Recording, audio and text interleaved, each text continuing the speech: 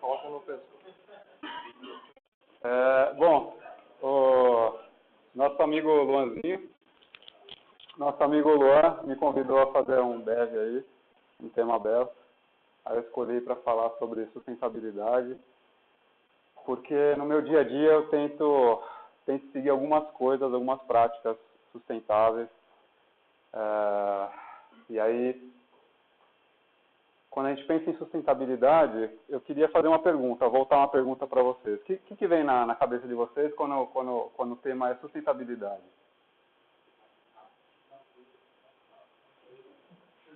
Meio ambiente, reciclagem.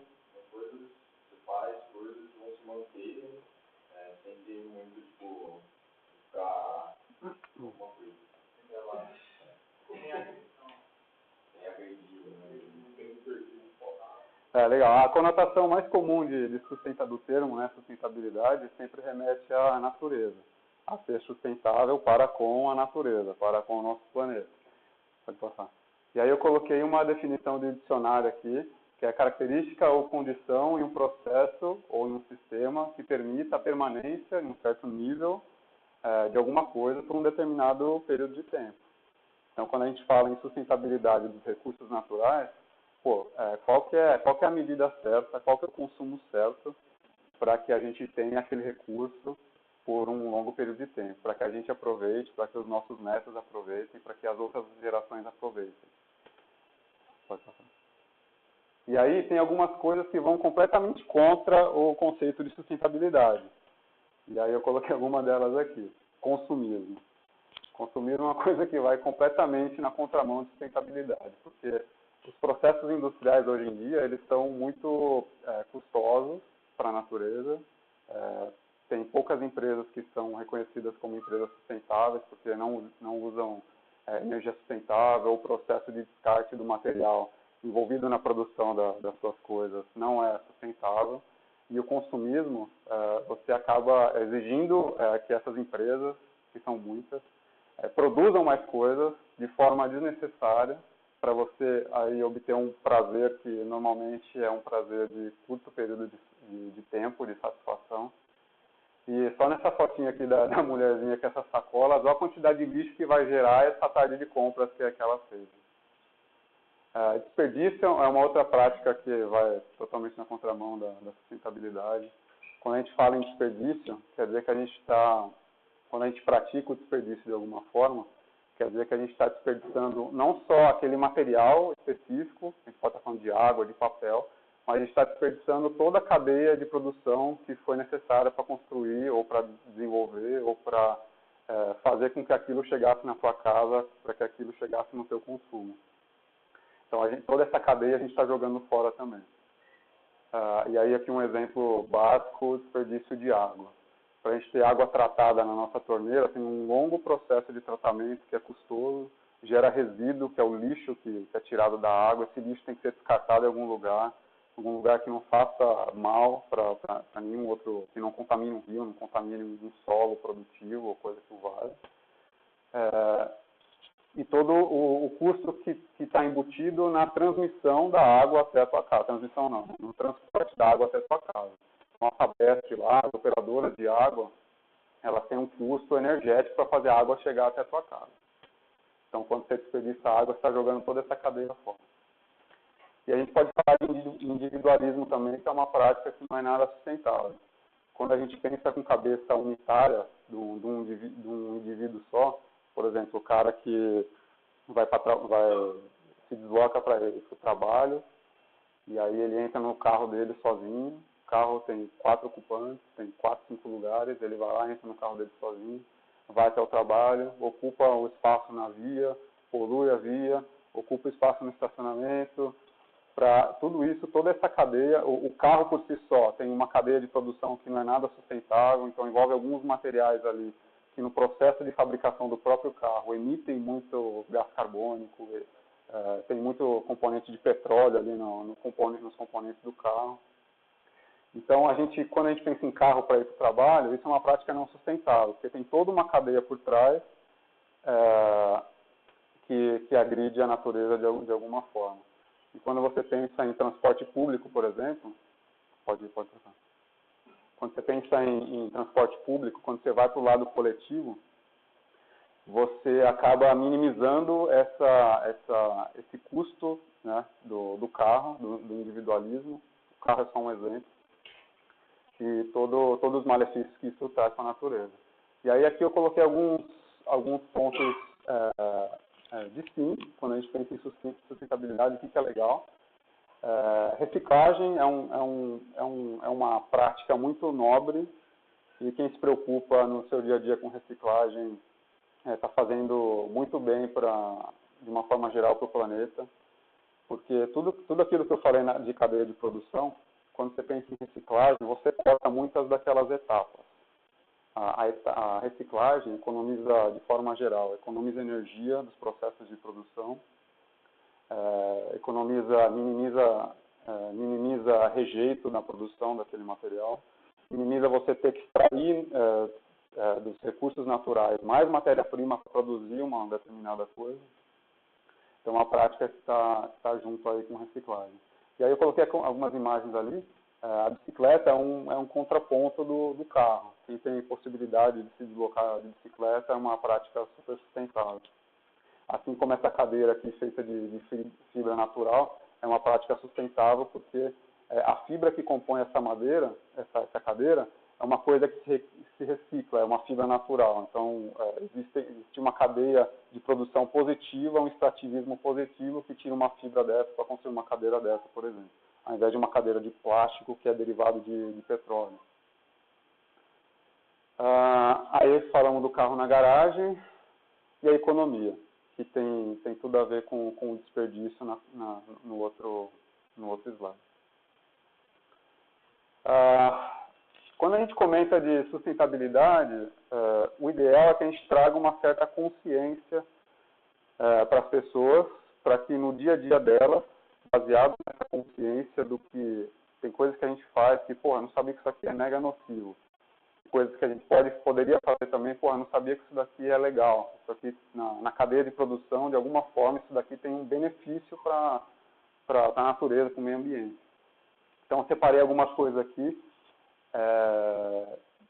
que são interessantes. Por exemplo, a produção do mel.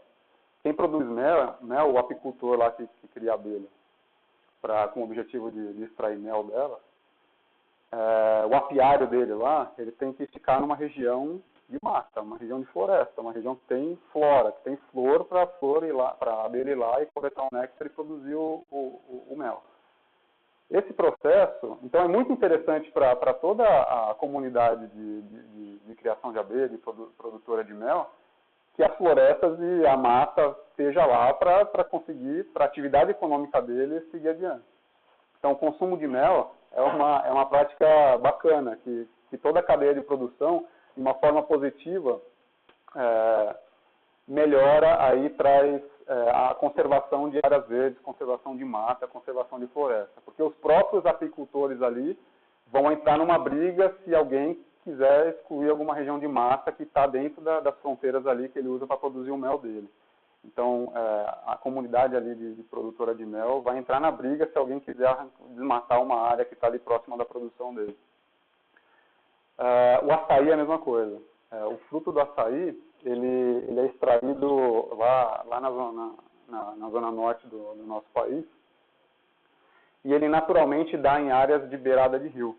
Então, o açaí lá em cima no norte, ele naturalmente ele cresce naturalmente ali nas regiões de beirada de rio e é uma prática extrativista que a comunidade tem de ir até a mata para colher o açaí. Então, por exemplo, se isso gera um valor nesse mercado, porque como tem uma comunidade, como tem pessoas, um vilarejo, uma vila que depende da extração do açaí, então esse povo vai ativamente proteger essas regiões que têm os pés de açaí lá. Então, consumir o açaí hoje é uma atividade que faz bem lá pro norte, para o desmatamento, vai a favor nesse sentido. Chocolate, a mesma coisa. Hoje, os pés de cacau que produz o nosso querido chocolate, eles precisam... O cacaueiro, ele cresce numa região de sombra. Então ele precisa de outras árvores maiores para ele produzir legal. Então as regiões de produção de cacau normalmente são grandes áreas florestais, porque a criação, os pés de cacau ficam embaixo na sombra de árvores maiores. Então quem consome cacau, chocolate, por trás está ajudando para que essas áreas verdes de cacaueiros e as árvores subsequentes que ajudam aí na produção, porque fazem sombra ali para o cacaueiro, sejam mantidas. Então, são áreas florestais que são mantidas. A mesma coisa a castanha, a mesma coisa o pinhão. E castanha e pinhão. Pinhão é a famosa araucária, aquela árvore bonita, dá em região mais fria no sul, no Paraná. É a mesma coisa. A extração do pinhão, normalmente, é a comunidade que vai até a floresta, a Mata Atlântica, lá, colher o pinhão. E como tem uma atividade econômica envolvida, então essa própria comunidade preza pela mata, preza por aquele trecho, aquele pedaço de Mata Atlântica. A castanha é a mesma coisa. Lá no Pará, as castanheiras gigantescas, centenárias lá, então quem extrai a castanha e tem atividade econômica em cima disso, protege as castanheiras, protege a região de mata que isso aí está envolvido. Então, ó, tudo coisa boa de comer, tudo coisa legal e sustentável. Mel, açaí, chocolate, castanha, pinhão. E a gente tem o palmito pupunha. Alguém aqui não conhece o palmito pupunha? Então, o palmito pupunha é o palmito sustentável. Ele tem um gosto um pouquinho diferente do palmito justara, mas é tão gostoso quanto. Mas ele é considerado sustentável. Por quê? Porque para você extrair o palmito da palmeira, você não precisa derrubar a palmeira. O palmito justara, para você extrair o palmito dela, você precisa derrubar a palmeira. Porque o palmito justara só tem uma copa, uma palmeira tem uma copa só. Então você precisa derrubar a palmeira para extrair o palmito dela. Então cada palmito daquele que você compra no mercado é uma palmeira que foi pro saco. E o açaí, o palmito pupunha não. Ele é uma árvore que ele ramifica a copa dele. Então, por exemplo, você pode ter plantações de palmito pupunha e você pode extrair o palmito e manter a árvore viva. No outro ano ela vai gerar outras copas e você mantém a mesma árvore lá e consegue extrair o palmito. Tudo aquilo envolvendo açaí, chocolate e mel, mesma coisa para o látex. O látex é um produto de extração. Lá no Acre, o Acre é uma região, quem acha que o Acre não existe, o Acre existe e produz muito látex. Então, a extração de borracha natural é uma outra prática que a comunidade protege as árvores para conseguir extrair, porque tem uma atividade econômica muito forte envolvida nisso aí. Outros produtos são sustentáveis. O peixe. O peixe é mega sustentável, porque a relação de proteína que ele dá quando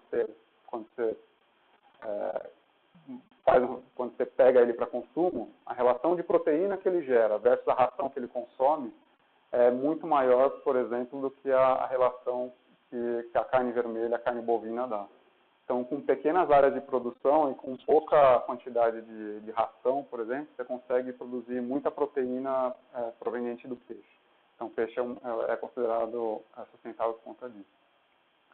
E aí, aqui tem algumas coisas que tem mais a ver com práticas do nosso dia a dia do que produtos específicos. Quando você dá preferência para consumo de alimentos frescos e de alimentos que estão perto de você, que é a região que produz está nas suas proximidades, você economiza um pouco, você economiza bastante no transporte dessa produção, desses produtos, até chegar à sua casa. E o transporte hoje no Brasil, ele é feito, eu não sei qual que é a porcentagem lá, mas a maior parte das coisas transportadas no Brasil é feita via rodoviária, via caminhão. O caminhão a gente sabe como que é um caminhão, né? Não é nada sustentável, queimando aquele óleo diesel lá. Então dá preferência para alimentos frescos, que não tem uma cadeia de produção muito grande, e para alimentos que estão perto de você, são práticas sustentáveis. Então, aquele produtor do bairro vizinho, da cidade vizinha, dá preferência para esses caras ao invés de consumir coisas muito longe. Alimentação orgânica, que são os produtos que não utilizam agrotóxicos na sua produção. Normalmente o produto orgânico ele é um pouquinho mais caro na gôndola do mercado, mas ele é mais caro porque está tá claro ali quem é que está pagando o preço por ele ser mais caro. Quando você paga um produto, quando você compra um produto que ele não é orgânico, quem está pagando o preço é a natureza, são os lençóis freáticos contaminados com produto químico, com veneno, rio contaminado com produto químico e veneno, que são alguns rejeitos de plantações que usam agrotóxico para se manter. Então, quando você compra um produto orgânico, ele é muito... ele não utiliza esses produtos, né? E ele é muito honesto, porque ele é mais caro, porque o custo é mais caro, evidentemente, por conta de alguns processos mais fáceis de cultivo, que é que jogar veneno lá, eles não são utilizados. Então, eu compro produto orgânico, eu pessoalmente compro produto orgânico com gosto. Assim. Plantação de árvore, quem aqui, quantas, vamos ver, quem já plantou uma árvore na vida? Legal. Quantas árvores na vida vocês plantaram? Uma, duas? Legal. Eu, pessoalmente, por exemplo, eu gosto de planta. Então, minha casa lá é cheia de vaso, cheia de planta. E, eventualmente, quando uma planta se desenvolve mais, eu já vou caçando algum lugar na rua para plantar ela. Então, lá em São Paulo, eu tenho umas 5, 6 árvores que eu plantei lá em praça, na própria calçada, ali no meu bairro. E se eu volto para lá, eu dou uma passada para ver como que elas são. Então, plantar árvore é uma prática sustentável, porque a árvore, ela traz umidade do solo, então ela deixa a região que ela está ali mais agradável de se viver, traz sombra, e conforme a árvore cresce, ela naturalmente absorve carbono, porque a árvore, 50% da árvore é carbono. Quando a gente faz um churrasco, vê o carvãozinho lá, depois de queimado, aquilo lá é puro carbono. Sem contar o que virou fumaça, né? Então, a árvore é uma prática sustentável.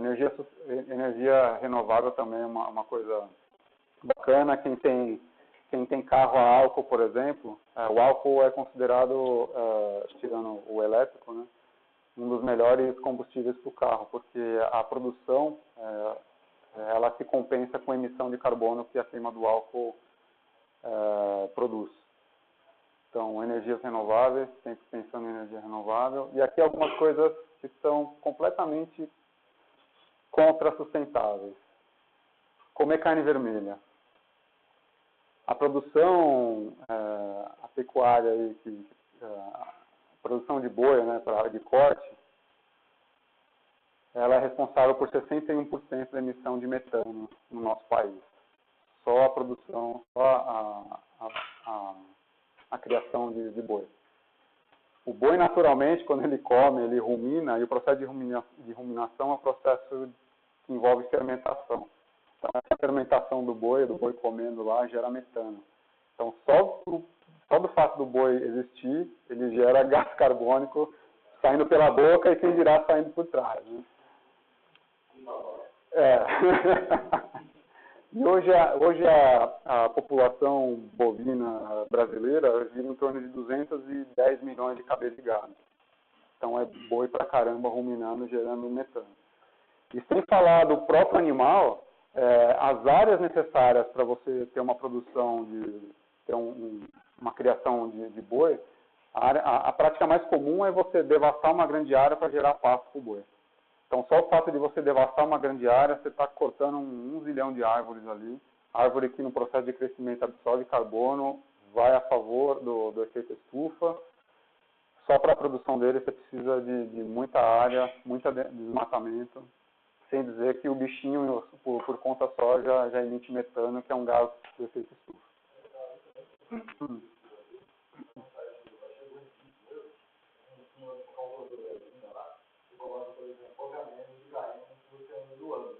Aí dá a proporção de quantas árvores eles plantaram naquele ano para poder fazer o déficit dela. Legal. Bacana. Consumir produtos com menos embalagens possíveis, porque o plástico, a sina do plástico é acabar no oceano. Não tem outra história. O plástico que não é reciclado, ele acaba lá no oceano. Então, embalagens, quando você compra um produto, você vê aquele produto embalado unitariamente, um pacote desse tamanho, tem 100 unidades lá dentro, e cada unidade lá dentro é embalada individualmente. quando eu compro, quando eu vou no mercado, eu levo em consideração as embalagens dos produtos para comprar. Porque se é um produto extremamente embalado, que vai gerar muito resíduo ali, vai gerar muito lixo, eu evito de comprar. Isso entra na nossa consciência aqui. Alimentos processados vai na contramão do alimento fresco ali. Alimento processado normalmente tem uma cadeia grande de processamento, que consome energia, consome água, consome recurso, e é legal dar preferência para os alimentos frescos. E lixo. Lixo é uma coisa que todo mundo gera, que normalmente ninguém presta muita atenção na quantidade de lixo que está produzindo. Acho que é legal trazer para a consciência aí que quanto menos lixo a gente produz, melhor é. E se a gente consegue dar um destino melhor para o nosso lixo, isso é uma prática sustentável. Eu, por exemplo, eu gosto muito de tomar chá. Em casa eu tomo chá mate e arroz, assim. Todo dia, à noite eu tomo também.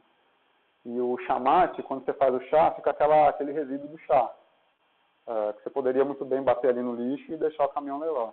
Eu jogo nas minhas plantas, esse que é material orgânico, então, por exemplo, esse lixo orgânico eu não gero, eu consumo em casa mesmo. As minhas plantas lá adoro. Para quem tem casa, compostagem também é uma prática possível em casa. Então, tem processos de compostagem hoje caseiro que não são complexos de se ter, e que você gera subprodutos ali que você pode usar como adubo. Todo o lixo orgânico que você produz na sua casa, você pode fazer um processo de compostagem, e isso vira adubo que você pode jogar na praça, na frente da sua casa, você pode colocar nas suas plantas.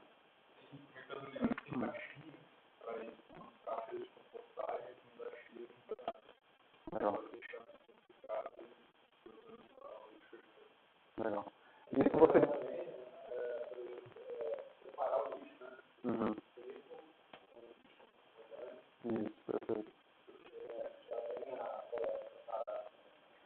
O lixo normalmente tem dois destinos. Ou ele vai para o aterro sanitário, quando é orgânico, ou ele vai para a reciclagem, quando ele é um lixo que pode ser reciclado. Pode falar. Então, mas aí, cara, uma curiosidade aqui.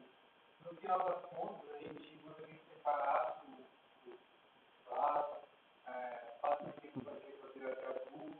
No final ainda tem aquele que não tem como, né? Uhum. Existe hoje uma forma que seria a melhor forma para acabar com o carro sem ter aterro sanitário? Tem lixo que é bem delicado. Por exemplo, pilha é um exemplo. Pilha você joga no lixo normal, no aterro sanitário.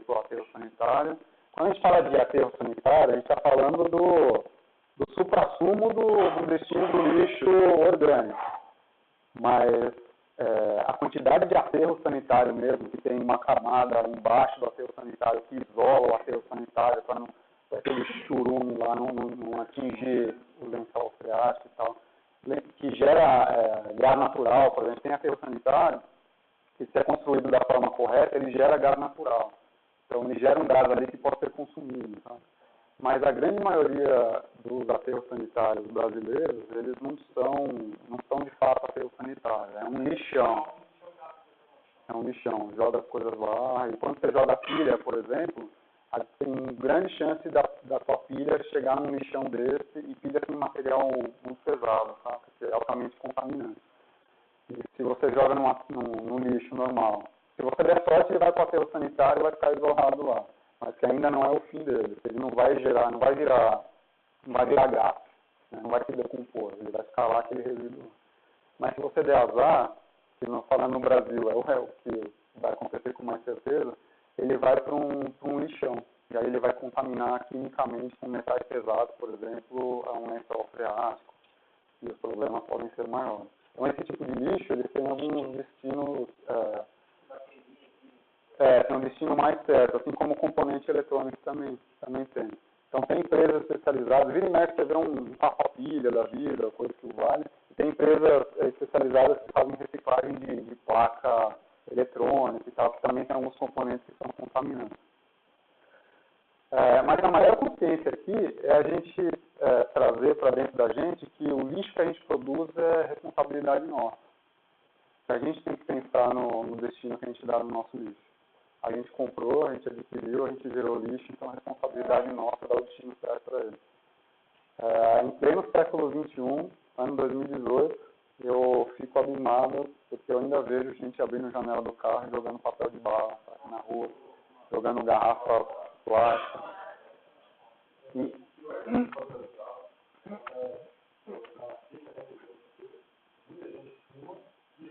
Joga a bitua. Inevitavelmente.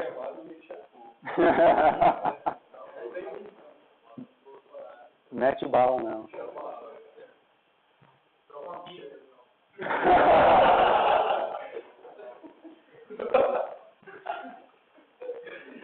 E aí, por exemplo, esse lixo que a gente joga na rua, ele vai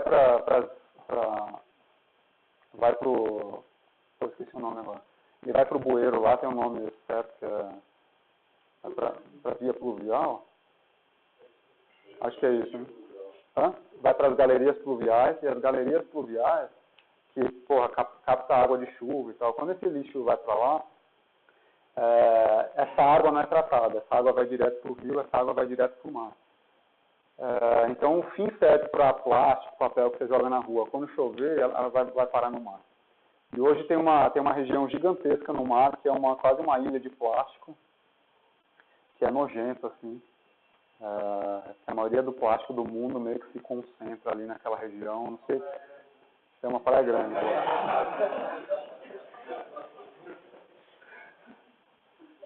E inevitavelmente o lixo que você joga na rua acaba indo para o mar. E aí os animais, tartaruga, esse tipo de bicho, come pedaços de plástico, acha que é comida e adoece e morre. Tá? Então, vamos prestar atenção aí no lixo que a gente descarta. Depois da galeria, é legal comentar. Franca hoje é referência na saneamento básico, né? 98% do esgoto da cidade é tratado. Legal. Então, há um tratamento feito antes desse esgoto chegar no rio. Uhum. Infelizmente, na realidade, todas as cidades do Brasil, né? A grande maioria não tem isso. Uhum. Mas Franca hoje é referência nacional. Uhum. Legal. O saneamento ele envolve o esgoto doméstico, né? Então toda a galeria de esgoto das casas e tal, ele vai para um tratamento antes de ser descartado. Mas a água pluvial é impossível você tratar, tá? Porque imagina uma enxurrada, como você vai tratar toda aquela água? Então ela vai direto para o rio mesmo.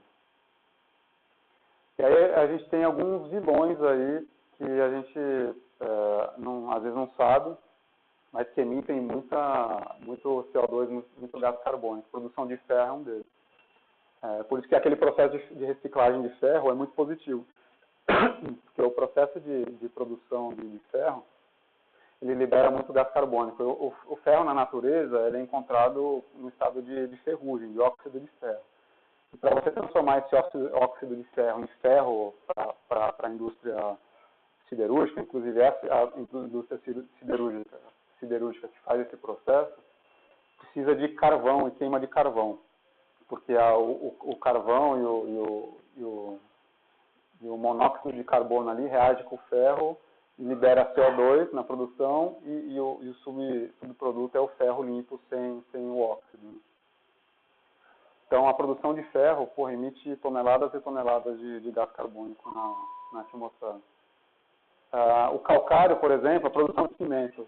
Tem alguns tipos de cimento que envolvem calcário na sua produção, e esse tipo de cimento que envolve calcário, o processo de produção dele é super danoso, assim, porque ele gera muito subproduto na produção. E como o cimento é um produto que é produzido em alta escala, isso é muito nocivo. Assim. Então, quando você for reformar, se você conseguir optar por um cimento que não leva calcário, o processo de produção desse cimento que não leva calcário é muito mais simples e menos danoso. Sem falar nas queimadas e desmatamento, né, que nossas florestas aí sofrem. Eu peguei esse dado aqui no site, que aproximadamente do corpo ali da floresta, 50% é carbono. Então, quando você faz um desmate, você queima ali, você está emanando muito gás carbônico. E a própria floresta, só por ela existir, o processo de crescimento dela, ela naturalmente absorve carbono, do gás carbônico, né, da atmosfera, e armazena isso no corpo dela. Então, ela cresce, então ela está absorvendo o carbono da atmosfera. E conforme a respiração da planta, ela também aprisiona gás carbônico no solo. Então, ela tem um efeito também de aprisionamento de gás carbônico. Quando você mata, tira ali a árvore, esse processo acaba e esse gás carbônico ele acumula na atmosfera. Por que ser sustentável é lucrativo, né? A gente já falou um pouquinho, parece que agora a resposta ficou um pouco óbvia. Aqui a gente tem um gráfico que a China hoje esse gráfico é de 2014. Ela tem uma produção de 10 bilhões e 500 milhões de toneladas de gás carbônico, de emissão de gás carbônico na atmosfera por ano. Isso quer dizer que ela não se preocupa com isso, porque a produção dos Estados Unidos é maior do que a da China hoje, e a China emite muito mais gás carbônico. E a gente nota que isso é lucrativo pelo preço das coisas chinês que a gente compra. A gente sabe que chinês é tudo baratinho as coisas, né, que a gente compra chinês. Mas por trás tem um custo. A gente não está pagando esse custo, mas em algum lugar alguém está pagando o custo. Nesse caso aqui, a natureza está pagando. Que a China, por exemplo, emite muito gás carbônico na atmosfera. Consequências, né? Efeito estufa, aquecimento global. Porque fala-se muito de aquecimento global, mas, por que o aquecimento global é tão mal assim? Se aumentar 2 graus aqui no meu dia, não vai fazer diferença nenhuma.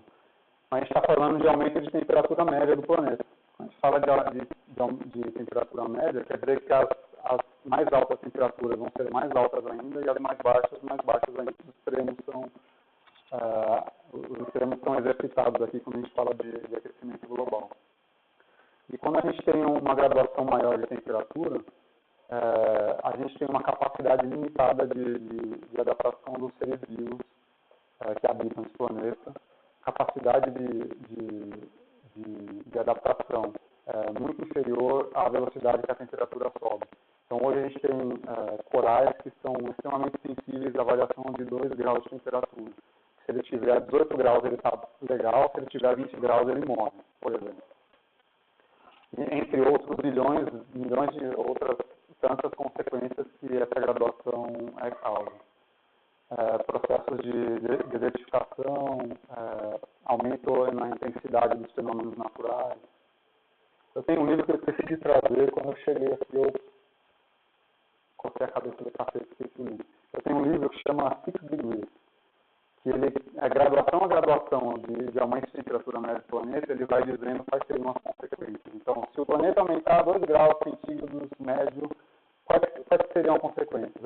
Essas áreas aqui são mais suscetíveis à desertificação, já iniciaria um processo de desertificação nessa área, a vida marinha nesse lugar aqui seria afetada nesse grau. Se a temperatura aumentasse 4 graus, aí ele vai explanando lá, eu esqueci de trazer. E o gás carbônico na atmosfera, ele tem um efeito muito nocivo no oceano. Por quê? Porque a água, ela absorve o gás carbônico naturalmente, é um processo químico natural.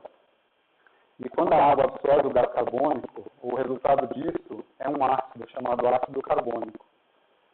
E quanto mais gás carbônico a gente tem na atmosfera, mais o processo de acidificação dos oceanos vai aumentando.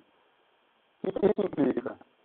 Todos os animais oceânicos que necessitam de uma casca calcária, de uma concha calcária para viver, os corais, as conchas, moluscos, caramujo marinho, esse tipo de coisa, todos esses animais perdem a capacidade de manter as suas carapaças, né? Então eles morrem.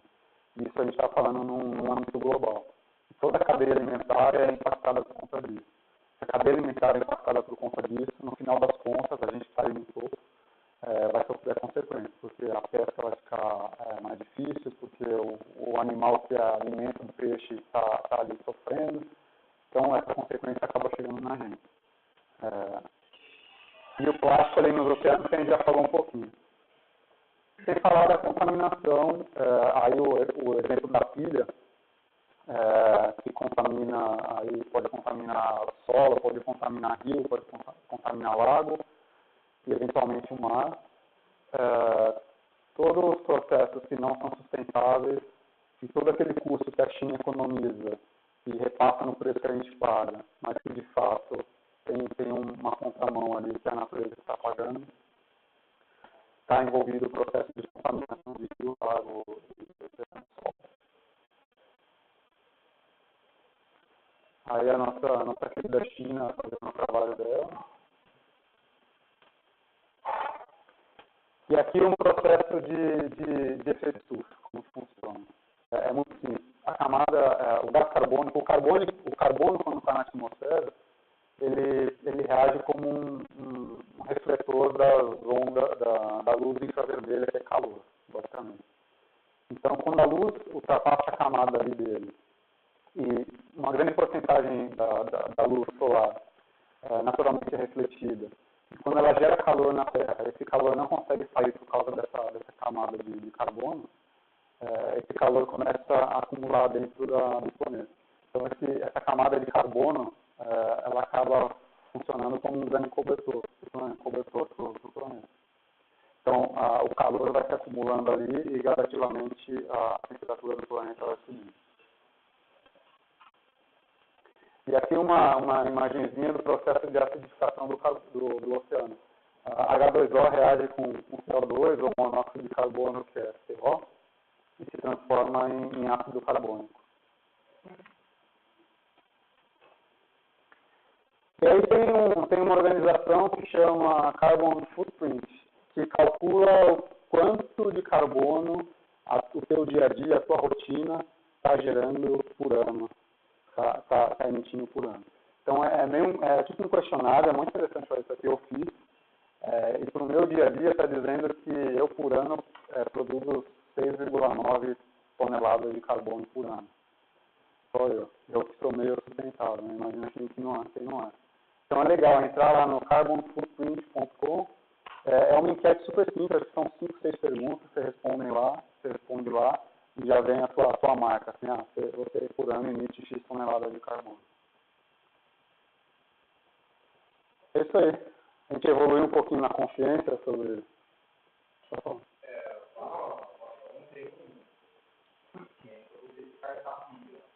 Como aqui a gente consome muita pilha, só separa, legal. Boa. Pode ser. A gente pode correr atrás para ter isso. É super importante. Eu em casa, por exemplo, eu acumulo, eu tenho um balde assim, cheio de pilha. Que quando eu vejo algum ponto desse, eu falo, putz, tem que pegar as pilhas que estão lá em casa. Aí eu pego a pilha e deposito.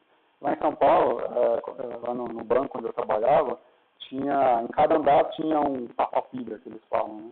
Então, eventualmente, a galera ia lá e jogava pilha, bateria e tal. Mas legal, a gente poderia colocar uma aqui. Consome muita pilha, né?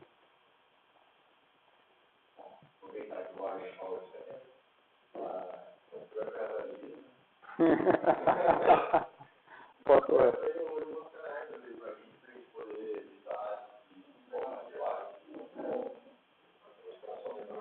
É verdade. Bem lembrado. O ideal é que os copos sejam para visita, né? E as canecas sejam para a gente consumir. Porque a quantidade de lixo plástico que a gente gera todo dia. Né?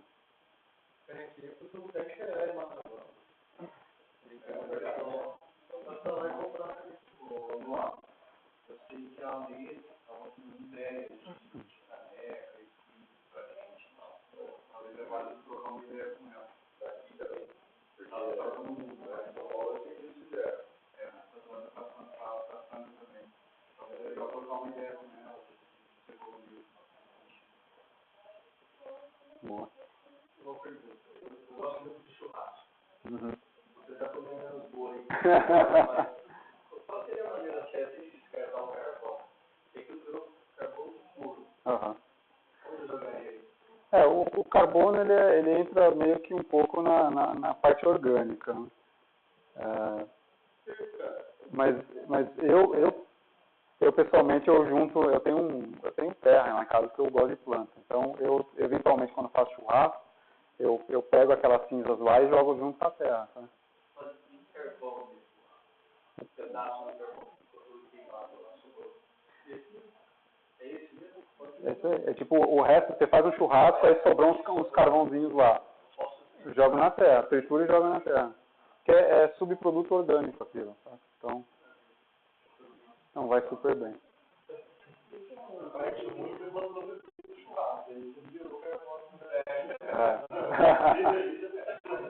E a carne.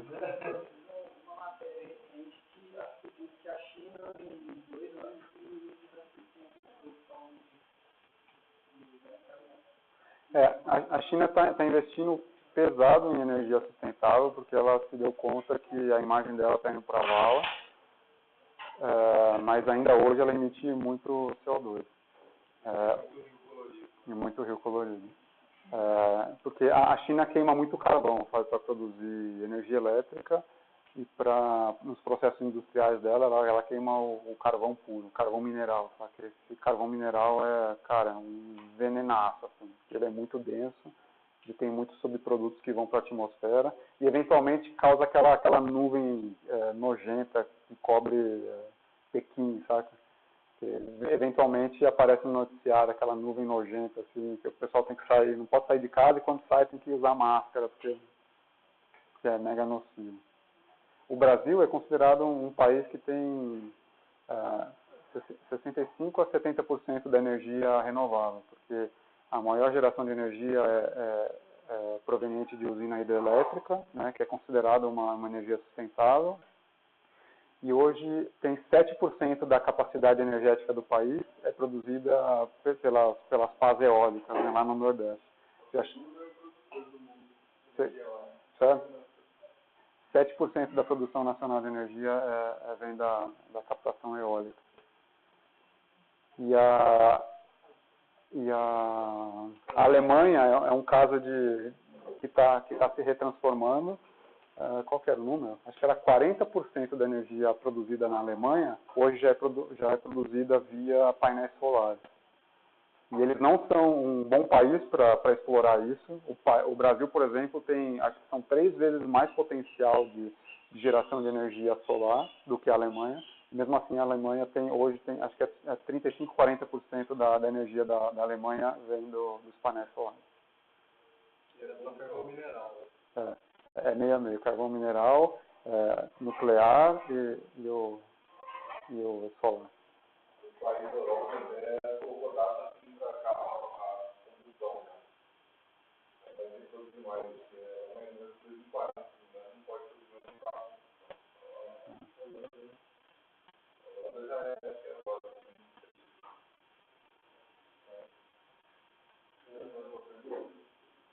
No caso da energia solar, lá em casa eu tenho, mas simplesmente por aquecer a água do chuveiro. Uhum.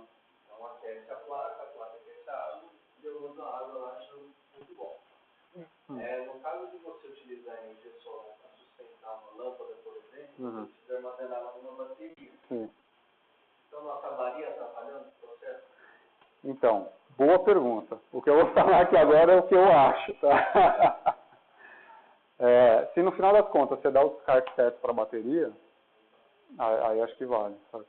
Porque, se não me engano, acho que no estado do Texas, nos Estados Unidos, eles têm boa parte do consumo de energia deles é por bateria, que é carregada através do sol, que lá espaços enormes, então tem fazendas de baterias. E quando as baterias não conseguem sustentar mais a necessidade do estado, aí eles usam usina, só que é abastecida com carvão. Então eles ajudam usando bateria, mas depois eles arrebentam o carvão. E aí eu fiquei curioso, mas aí ele vai estar produzindo bateria, mas aí tem a questão do descarte. E se não me engano, o criador da Tesla, não sei se você dele, o Elon Musk, ele tem aquelas mega factories, né? E em uma das reportagens ele disse que vai produzir mais 2 gigafactories, são empresas gigantes, para a produção de bateria. Porque os carros, Tesla, eles são bateria. É um cara que eu estou perto dessa questão de sustentabilidade. Ele, a bateria em si, ela é renovável, né? Já dá Tem um processo de reciclagem, tem muito metal que pode ser usado de outras formas da bateria. É claro que depende muito do tipo da bateria. Mas eu acredito que as mais tradicionais, que é pilha e tal, tem um processo de reciclagem mesmo, e as empresas que reciclam usam o material que é reciclado ali, e dá outros fins comerciais para aquilo lá. Mas aí tem tipos de bateria, tem muitos tipos de bateria, eu não sei como são todos os processos. Bateria de carro. E a economia ambiental, você tem usando a bateria de lítio perto do carvão, né? É maravilhoso.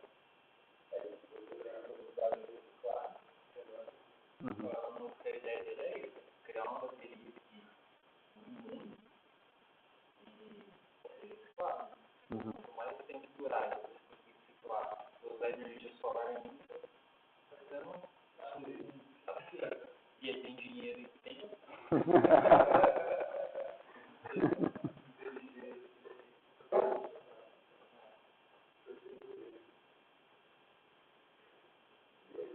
É isso aí. Valeu. Isso aí, pessoal. Obrigado.